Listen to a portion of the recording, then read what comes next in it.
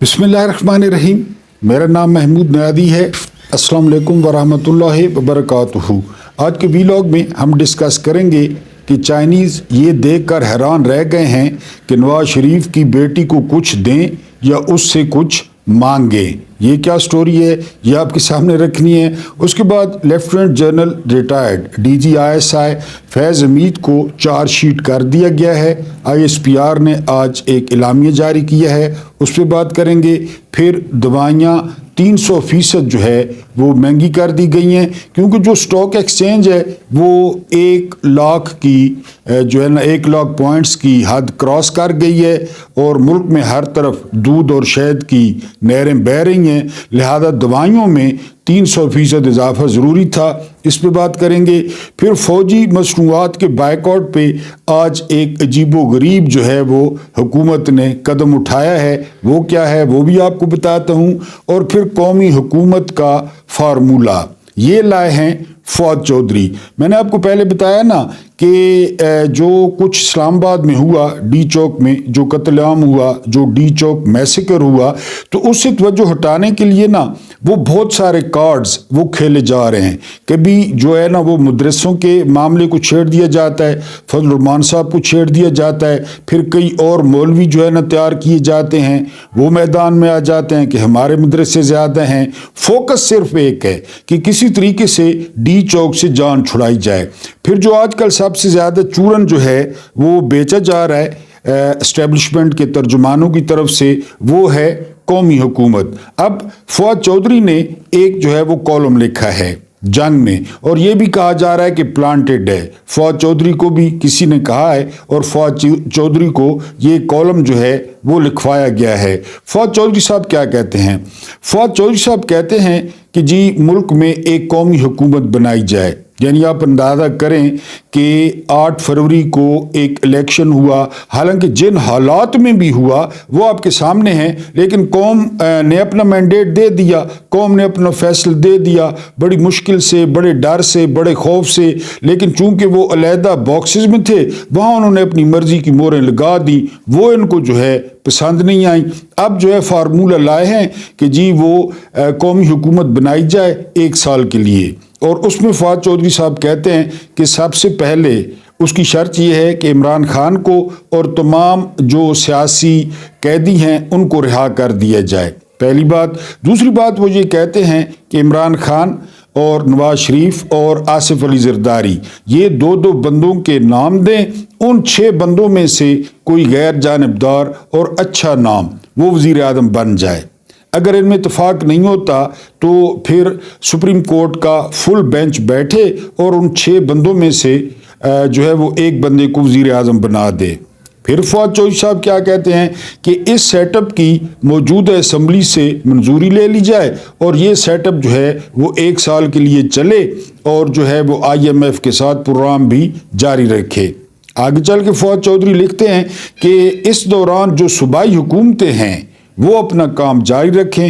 आपको पता है पंजाब में पसंदीदा हुकूमत चल रही है, इसी तरह बलूचिस्तान में 2 नंबर हुकूमत है, सिंध में, तो ये अपना काम जो है वो जारी रखें और जो है ना वो एक कौमी हुकूमत वजूद में आ जाए। उसके बाद फवाद चौधरी साहब कहते हैं कि इस दौरान जो है वो इलेक्शन कमीशन की तंजीम नौ की जाए, नया इलेक्शन कमीशन बनाया जाए और वो आइंदा इलेक्शन की राह हमवार करे। ऐसा इलेक्शन कमीशन जिस पे जो है वो सबको जो है ना वो जिस पे सबका कॉन्सेंसस हो, यानी किसी को इतराज़ ना हो।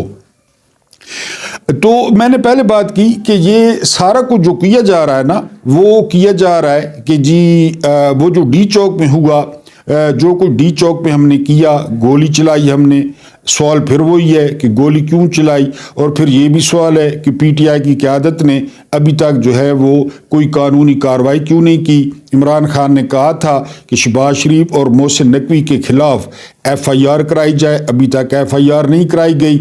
इसके अलावा जितने भी शोहदा हैं उन शोहदा की FIR नहीं कराई गई। इसके अलावा जितने भी लापता अफराद हैं उन लापता अफराद की पिटीशन जो है वो अभी तक दायर नहीं की गई, और जितना लंडा बाजार वकीलों को लगा हुआ है PTI में پی ٹی آئی تقریباً ہے ہی ساری وکیلوں کے ہاتھوں میں، تو یہ بڑے سوالیہ نشان ہیں کہ جو ہے نا وہ ابھی تک کیوں قانونی کارروائی نہیں کی گئی۔ یہ سوال ہم پوچھتے رہیں گے، کیونکہ وہ پاکستانی تھے، نہتے تھے، معصوم تھے، وہ صرف احتجاج کرنے آئے تھے، وہ کسی چیز پہ قبضہ کرنے نہیں آئے تھے۔ آئین اور قانون ان کو اجازت دیتا تھا کہ وہ احتجاج کریں۔ ڈی چوک کسی کے باپ کی جاگیر نہیں ہے، یہ ملک کا دارالحکومت ہے۔ بہرحال ان پر جو ہے وہ گولی چلائی گئی، خون کی ہولی کھیلی گئی ان کے جو ہے نا وہ جانوں کے ساتھ۔ پھر اس کے علاوہ ڈیڈ باڈیز غائب کی گئیں پم سے اور جو ہے نا وہ پولی کلینک سے۔ تو بہرحال میں بات یہ کہہ رہا تھا کہ یہ جتنے بھی شوشے چھوڑے جا رہے ہیں نا،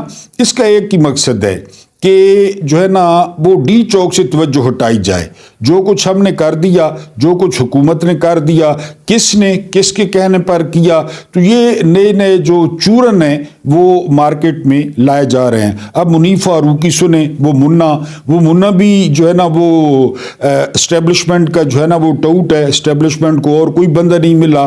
وہ کہہ رہا تھا کہ جی عمران خان کو پتہ چلے گا کہ اس کا پالا کس سے پڑا ہے، جبکہ ہمارا موقف یہ ہے کہ میرا خیال ہے اسٹیبلشمنٹ کو پہلی دفعہ پتہ چلا ہے کہ جی ان کا پالا کس سے پڑا ہے۔ یہ تو میرا خیال ہے اسٹیبلشمنٹ کو پہلی دفعہ پتہ چلا ہے، ورنہ پہلے نواز شریف سے پالا پڑتا تھا، زرداری سے پڑتا تھا، اور اسی جیسے چور اچکوں سے پڑتا تھا جو بھاگ جاتے تھے۔ بہرحال یہ الفاظ جو ہے نا جو منیف فاروق نے ادا کیے ہیں، یہ اگر دشمنوں کے لیے ادا ہوتے، پاکستان کے دشمنوں کے لیے، پاکستان کی عوام کے دشمنوں کے لیے، چوروں کے لیے، منی لانڈرز کے لیے، تو پھر بہت اچھا لگتا۔ آپ لوگوں نے کیا 1.5 سال میں اکھاڑ لیا عمران خان کا، کیا اپنے عمران خان سے منوا لیا، کیا اپنے عمران خان پہ نافذ کر دیا، جو اب یہ الفاظ جو ہے نا وہ بول رہے ہیں کہ پالا کس سے پڑا ہے۔ میں نے آج سے کچھ عرصہ پہلے آپ کو بتایا تھا کہ لیفٹیننٹ جنرل ہیں خالد نعیم لودھی، انہوں نے کہا تھا کہ میری جو ہے نا ISPR سے گزارش ہے کہ وہ ان جیسے لوگوں کو پٹے ڈالے، ان لوگوں کا منہ بند کرائے جو ان کے بہا پہ قوم کو دھمکیاں دیتے رہتے ہیں، لوگوں کو دھمکیاں دیتے رہتے ہیں۔ بہرحال یہ جتنے بھی چورن ہیں نا، یعنی کل ملا کے جو بات ہے وہ یہ ہے کہ یہ ڈی چوک سے وہ توجہ ہٹانے کے لیے ہے، لیکن آپ نے ڈی چوک سے توجہ نہیں ہٹنے دینی اور آپ نے سوال پوچھتے رہنا ہے کہ گولی کیوں چلائی۔ اس کے علاوہ ایک اور خبر آپ کو دیتے چلوں، افکار علوی مرشد ہمارے ساتھ جو ہے نا بہت برا ہوا، یہ آپ نے سنی ہوگی، بڑی مشہور، تو ان سے بیان حلفی لے لیا گیا ہے کہ وہ آئندہ اس قسم کی شاعری نہیں کریں گے، کیونکہ ان کی شاعری جو ہے وہ قومی سلامتی کے لیے خطرہ ہے۔ اور میں نے آپ کو بتایا ہے کہ نورا فتح کا لباس اور قومی سلامتی، نورا فتح کا آپ نے لباس دیکھو ہوگا اور ہماری قومی سلامتی یہ برابر ہیں، وہ تھوڑے سے ہوتے ہیں اور جو ہے نا چیزوں کو چھپانے کی ناکام کوشش کی جاتی ہے، تو اس لیے افکار علوی کی شاعری سے بھی اس کو قومی سلامتی کو خطرہ تھا۔ دوائیوں کی قیمت میں 300% اضافہ کیا گیا ہے، یعنی مریض جو ہے نا پہلے جو ظاہر ہے کسی مرض کا شکار ہوتا ہے، اللہ معاف کرے، کسی بیماری کا شکار ہوتا ہے، اور پھر پاکستان میں جو ڈاکٹرز کا ریکارڈ ہے وہ ریکارڈ یہ ہے کہ ڈاکٹر جو ہے نا وہ اپنی کمیشن کی دوائیاں لازمی لکھتے ہیں، کیونکہ کسی نے ان کو عمرے کے ٹکٹ دینے ہوتے ہیں، کسی نے ان کو انگلینڈ کا ٹکٹ دینا ہوتا ہے، کسی کمپنی نے ان کو بھوربن کا وزٹ کرانا ہوتا ہے، تو وہ لازمی اپنا لچ تلتے ہیں، اور 3-4 ہزار کی دوائیاں وہ ویسے لکھ دینا وہ ان کے جو ہے نا بائیں ہاتھ کا کھیل ہے۔ اور جو اوریجنل دوائیاں ہوتی ہیں اب ان کی قیمت میں جو ہے وہ 300% اضافہ کر دیا گیا ہے۔ آج سے کچھ دن پہلے جو ہے نا وہ شبو پالشیے نے قوم کو مبارک دی تھی کہ مہنگائی جو ہے وہ پتنی سال کی یا 100 سال کی کم ترین سطح پر آ گئی ہے، سٹاک ایکسچینج جو ہے نا وہ 1 لاکھ سے کراس کر گئی ہے، تو دوائیوں میں وہ 300% جو ہے وہ اضافہ ہو گیا ہے۔ بہرحال بیمار حضرات جو ہے ہماری دعا ہے ایک تو وہ جلدی اچھے ہو جائیں، اگر ہماری دعا سے اچھے نہیں ہوتے تو اپنی ول پاور پہ اچھے ہو جائیں، کیونکہ حکومت نے یہاں پہ کٹ لگانے کا فیصلہ کیا ہے، بجائے اس کے کہ اپنے اخراجات کم کرنے کے ان کو مریض نظر آئے ہیں اور انہوں نے اس میں 300 کا 300% اضافہ کر دیا ہے۔ اس کے بعد ایک جو ہے نا وہ لیہ میں بڑی عجیب صورتحال اس وقت پیش آئی ہے جب ایک بندے نے پوسٹ کیا ہے فوجی مصنوعات کے بائیکاٹ کا، اور اس پہ آج پہلا پرچہ ہوا ہے، پہلا کیس ہوا ہے اس پہ کہ اس نے اداروں کے خلاف نفرت پھیلائی ہے، پھر اس نے قومی سلامتی کو چیلنج کیا ہے۔ میں نے اب قومی سلامتی کی میں کئی دفعہ تشریح کر چکا ہوں کہ قومی سلامتی کا پاکستان میں کیا مطلب ہے، یہ کون سا ایٹمی ملک ہے، یہ کون سا 25 کروڑ جو ہے نا آبادی رکھنے والا ملک ہے، یہ کون سا 60% جوان رکھنے والا ملک ہے کہ افکار جو علوی ہے اس کی شاعری سے قومی سلامتی کمپرومائز ہو جاتی ہے، یا ایک پوسٹ کرنے سے قومی سلامتی کمپرومائز ہو جاتی ہے۔ لیکن اصل میں مسئلہ نہ گھٹن میں اضافہ کرنا ہے کہ جتنا گھٹن میں آپ اضافہ کریں اس ملک میں سانس نہ لینے دیں، سانس بند کر دیں، آکسیجن بند کر دیں۔ تو میں نے پہلے بھی کہا تھا کہ یہ لوگوں کی مرضی ہے کہ جو ہے نا وہ لوگ کوئی چیز خریدیں یا نہ خریدیں، اور یہ سب سے پرامن، سب سے شریفانہ جو ہے نا وہ ریئیکشن ہے کہ آپ کسی چیز کا بائیکاٹ کر دیں۔ لیکن میں نے آپ کو بتایا نا جب ہم بائیکاٹ کرنے پہ آئے تو ہمیں پتہ چلا کہ ایک جو وہ پٹھانوں والی چھلی ہوتی ہے وہ، اور دوسرا جو گنے کا رس ہوتا ہے، یہ فوجی بھائی نہیں بناتے، باقی تو ساری چیزیں ان کی ہیں، جو ہے نا وہ ساری چیزیں وہی بنا رہے ہیں۔ جب بائیکاٹ پہ لوگ آئے تو بہرحال لیہ کے ایک جوان پر پہلا پرچہ جو ہے وہ کٹ گیا ہے۔ اس نے یہ پوسٹ کی تھی کہ مصنوعات کا بائیکاٹ کیا جائے، حالانکہ فوج کو اس سے کوئی غرض نہیں ہونی چاہیے تھی کہ ٹھیک ہے جی لوگوں کی مرضی ہے، لوگوں کے پاس جو ہے نا وہ آزادی ہے، لوگ لیں نہ لیں۔ یہ منیر فاروق صاحب بھی کہہ چکے ہیں کہ جی لوگوں کی مرضی ہے، کھائیں یا نہ کھائیں۔ ISPR تو کسی کی منت نہیں کرے گا، اور کسی نے کہا بھی نہیں کہ ISPR منت کرے، لوگوں کے اپنے پیسے ہیں، لوگوں کی اپنی مرضی ہے، وہ کوئی فوجی پروڈکٹ خریدیں یا نہ خریدیں۔ بہرحال آج لیہ میں پہلا جو ہے وہ پرچہ کٹ گیا ہے۔ اس کے ساتھ ایک اور آپ کو خبر دوں، یہ وی لاگ سے ہٹ کے، وہ خبر یہ ہے کہ بشار الاسد جو ہے وہ یزید ثانی ثابت ہوا ہے۔ میں نے آپ کو بتایا تھا کہ بیسیکلی علوی جو ہے نا وہ علوی شیعہ ہیں بشار الاسد، لیکن اس سے میں خدا نخواستہ کسی شیعہ پہ کوئی بات نہیں کر رہا، میں بشار الاسد کی بات کر رہا ہوں۔ تو جو جیلیں جو ہے نا وہ دریافت ہو رہی ہیں اور برآمد ہو رہی ہیں، تو ان جیلوں کو دیکھ کر وہ جدید دنیا بھی حیران رہ گئی ہے، دنگ رہ گئی ہے۔ یعنی ایک جیل کا میں آپ کو احوال بتاؤں کہ ایک بڑی سی قبر بنی ہوئی ہے، جس طرح پکی قبر ہوتی ہے، یعنی وہ ہر کوئی اس کا احترام کر رہا ہے کہ یہ قبر ہے۔ بہرحال تھوڑی سی اس کی تفتیش کی گئی، تھوڑا اس کو چھیڑا گیا تو وہ ایک جو ہے نا قید خانے کا دروازہ تھا وہ قبر، اور پھر اس کے نیچے جب گئے ہیں تو وہاں پہ دنیا آباد تھی۔ اور یہ بھی آپ کو بتاتے چلوں کہ کافی لوگ جو ہے وہ بغیر کپڑوں کے تھے۔ یہ ہیں مسلمان حکمران۔ ہم کہتے ہیں کہ ہم پر جو ہے نا وہ غیروں کا قبضہ ہے یا غیر ہمیں مارتے ہیں، تو ہمارا علاج یہی ہے۔ یعنی بشار الاسد کی قید میں کئی لوگوں کے تن پہ کپڑے نہیں تھے اور وہ بغیر کپڑوں کے تھے، اور مزے کی بات یہ کہ عورتیں بھی تھیں اور مرد بھی تھے۔ اور آپ کو ایک اور رونگٹے کھڑے کر دینے والی بات بتاؤں کہ ان جو ہے نا وہ جو قید خانے تھے ان میں کئی عورتوں نے بچوں کو بھی جنم دیا۔ اب آپ اندازہ کریں کہ انڈر گراؤنڈ قید خانہ ہو، وہاں پہ زچگی ہو۔ یہ بہرحال یزید ثانی گیا ہے بشار الاسد، تو بعد میں جو قید خانے نکل رہے ہیں اور جس طرح لوگ کیڑوں کی طرح قید خانوں سے نکل رہے ہیں، وہ منظر دیکھ کر تو بہرحال یہی ہوتا ہے کہ جی ہمارے ساتھ اگر دیکھا جائے نا تو ٹھیک ہی ہو رہا ہے۔ جب ہم کلمہ پڑھتے ہیں، خدا کو مانتے ہیں، قرآن کو مانتے ہیں، پیغمبر جو ہے نا وہ صلی اللہ علیہ وآلہ وسلم کو مانتے ہیں، اور اقتدار کے لیے ہم یہ کچھ کرتے ہیں۔ پاکستان میں آپ دیکھ لیں کہ اقتدار کے لیے کیا ہو رہا ہے۔ افکار علوی کا میں نے آپ کو بتایا، اس نے اسٹامپ لکھ کے دیا ہے کہ آئندہ میں اس قسم کی شاعری نہیں کروں گا، قومی سلامتی۔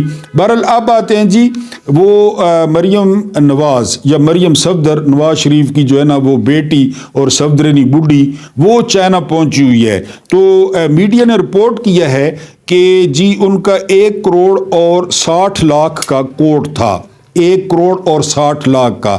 ابھی کچھ دن پہلے موصوفہ نے فرمایا تھا کہ وہ پاکستانی ہیں اور وہ پاکستانی مصنوعات یا پاکستانی برانڈ استعمال کرتی ہیں. اب پتہ نہیں پاکستان میں 1,60,00,000 کا کوٹ کہاں سے ملتا ہے. یہ میں نے بھی پہنا ہوا ہے, یہ 2,200 روپے کا ملا ہے. تو مجھے بھی لوگوں نے کچھ نہیں کہا, مجھے بھی لوگوں نے ڈانگیں نہیں ماری کہ تم نے 2,200 کا کوٹ پہنا ہوا ہے. یہ کوٹ تھا جی 1,60,00,000 کا. اور دوسرا جو بیگ تھا جو ہاتھ میں لیڈیز پکڑتی ہیں, بیگ ہی کہتے ہیں میرا خیال ہے اس کو, یا پرس کہہ لیں, وہ تھا جی 7,00,000 روپے کا. 7,00,000 روپے کا وہ تھا. اور جو جوتے تھے وہ تھے 4.5 روپے کے, 4.5 اس کے علاوہ ڈائمنڈز علیحدہ تھے اور باقی جولری وغیرہ, یعنی چلتا پھرتا وہ 1 ارب روپے تھی. اور آپ کو پتہ ہے کہ چائنیز ان چیزوں کو لفٹ نہیں کراتے, نہ یہ چائنیز یہ چیزیں استعمال کرتے ہیں, حرام کا مال ان کے پاس ہے نہیں, اور نہ ہی وہ ان چیزوں سے امپریس ہوتے ہیں. بہرحال وہ یہ سوچنے پر مجبور ہو گئے کہ جو ہے نا یہ ان سے پیسے مانگنے ہیں یا ان کو پیسے دینے ہیں. جو ہم چین کی منتیں کر رہے ہیں کہ اپنے ریزرو ہمارے بینک میں ابھی آپ کے پڑے رہے ہیں, چین نہیں مان رہا, تو وہ اس بات پہ حیران ہوئے. پھر جو ہے نا وہ یہ محترمہ یہ جو ہے نا ٹریکٹر پہ چڑھ گئی. ایک تو ان کو ہر چیز پہ چڑھنے کا شوق ہے, ادھر پاکستان میں بھی ٹریکٹر پہ چڑھ گئی ہے, اتھی ٹریکٹر پہ چڑھ گئی ہے, پتہ نہیں اس کو چڑھو نہ کیوں شوق ہے. اور اس کے علاوہ میں اب اس بات پہ حیران ہوں کہ جو چائنیز ہیں وہ سزائے موت دینے والی کرسیاں بھی بناتے ہیں. میرے کو ایک خطرہ ہے بھائی اس کرسی تے نہ چڑھ دیں اور پیچھے دے چائنیز جو ہے نا بٹن نہ آن کر دیں تو اتنے لڑکی نہ پئی ہوئے, یعنی لٹک نہ جائے اس کرسی تے نہ باج موت آلی تے. کیونکہ جس طرح میں دسا ہے بھائی اس کو ہر شاید چڑھو نہ شوق ہے, اتنے ٹریکٹر تے چڑھ گئی ہے. اچھا پھر ایک اور فنکاری چیک کریں, ادھر آپ نے علامہ اقبال کے مزار پہ وہ کے اور کی دیکھو گا, موصوفہ نے جس طرح لکھا وہاں پہ نوٹس لے رہی ہے. وہ بندہ باتیں کر رہا ہے, وہاں پہ نوٹس جو ہے نا وہ لے رہی ہے, پتہ نہیں کیا لکھ رہی ہے. اب یعنی یہ چاچے کو بھی پیچھے چھوڑ دیا ہے ڈرامے بادیاں میں,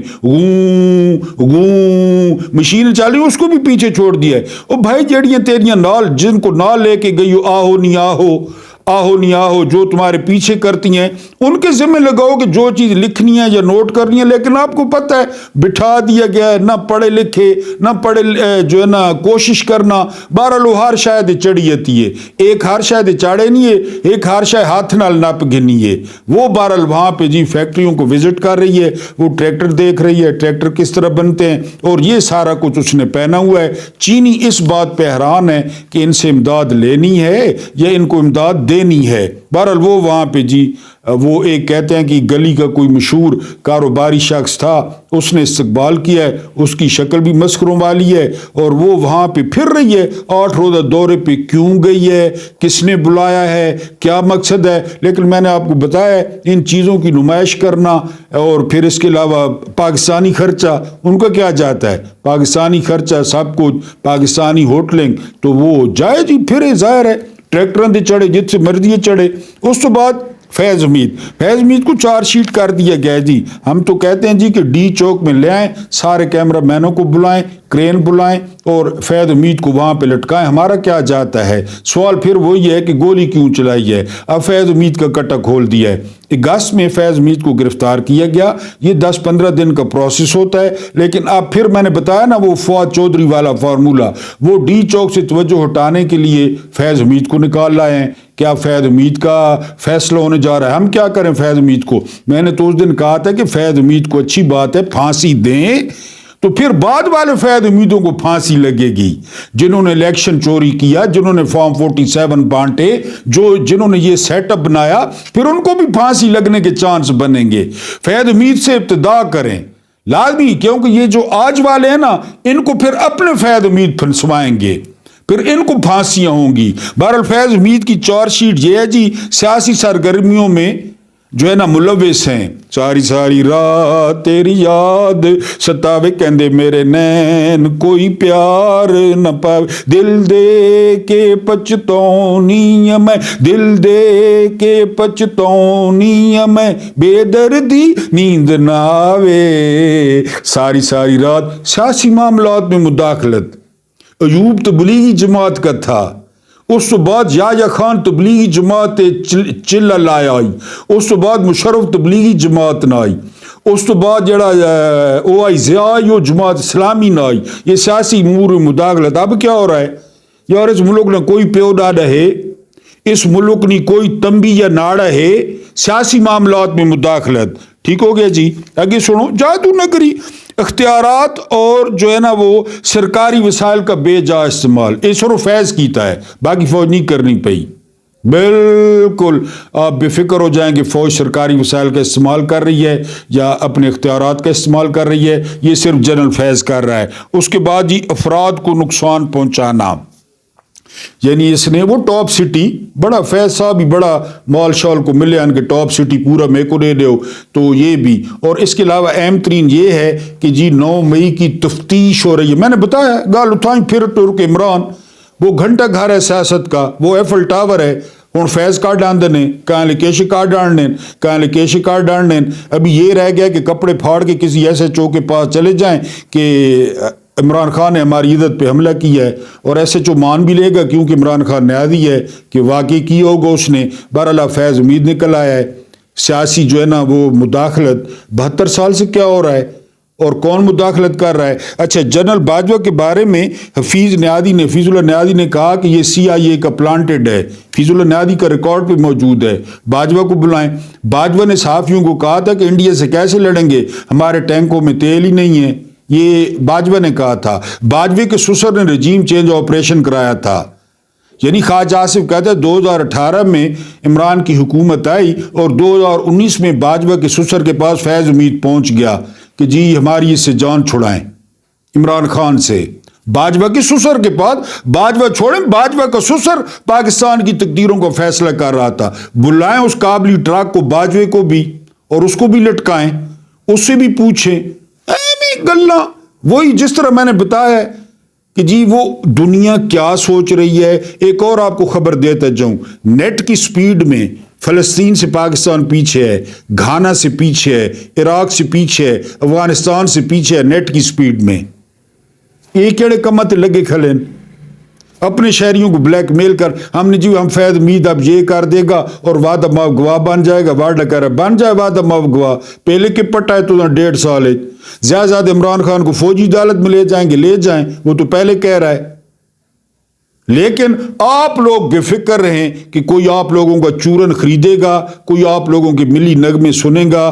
بڑا دشمن بنا پھرتا ہے کہ کیڑے نمے نمے سیر علی بگا، او ہن لوگ نہیں سنن لگا، او چورن ہن کھٹے مٹے لوگ نہیں خریدن لگا. جو مرضی ہے کرنا ہے کریں، یہ کر دیں گے وہ کر دیں گے. بہرحال فیض امید کو 4 شیٹ کر دیے گئے. تو میں تو کہہ رہا ہوں کہ ڈی چوک پھانسی لو، ہر کوئی دیکھے. فیض امید کو پھانسی دیں گے، باجوہ کو پھانسی دیں گے تو اگلی پھانسیوں میں آسانی ہوگی، کیونکہ بعد والوں کو پھر آسانی ہوگی کہ جی انہوں نے فارم 47 دیے تھے، انہوں نے مینڈیٹ چوری کیا تھا. بہرحال یہ سارا کر کے دیکھ لیں. اللہ پاک آپ کو آسانیاں عطا فرمائے، آسانیاں بانٹنے کی توفیق عطا فرمائے. میرا رب کریم آپ کے اور میرے مرحومین کی مغفرت فرمائے. ان کے ساتھ عدل کا نہیں، رحم کا اور احسان کا معاملہ فرمائے. مجھے برداشت کرنے کا بہت بہت شکریہ.